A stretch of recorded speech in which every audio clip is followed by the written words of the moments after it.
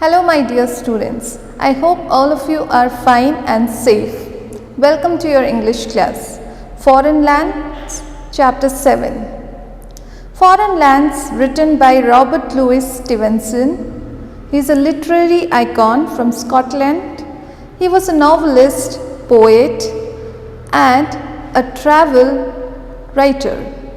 He is most famous for his adventure novels like Treasure Island and Kidnapped, and his poetry for children, Foreign Lands, is from a famous collection called A Child's Garden of Verses. Children, have you ever wondered how the foreign lands look like? Let us read to know that. Now children, let's see the mind map of this chapter, this poem, Foreign Lands.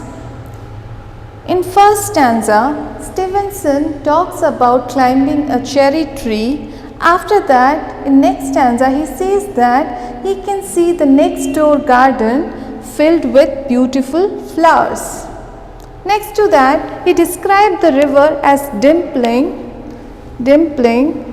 After that, in the last stanza, he says that from a higher tree, he might be able to see everything. So children, the poem talks about dreaming of far off and foreign lands and longing to explore them. The poet talks about climbing a tree as a little boy and seeing the surrounding from the vantage point. In the first stanza, Stevenson talks about climbing a cherry tree when he was a boy.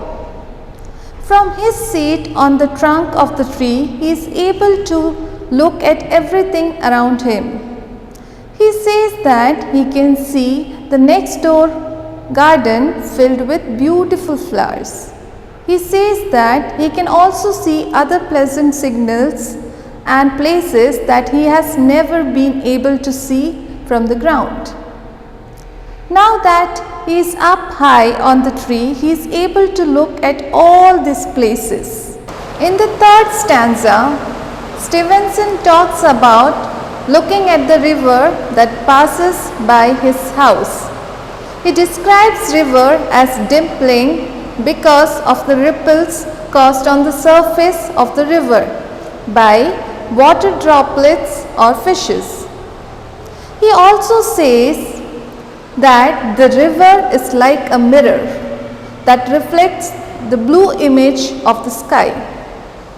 He says that from a higher tree he might be able to see all the way to the point where the river empties into the sea.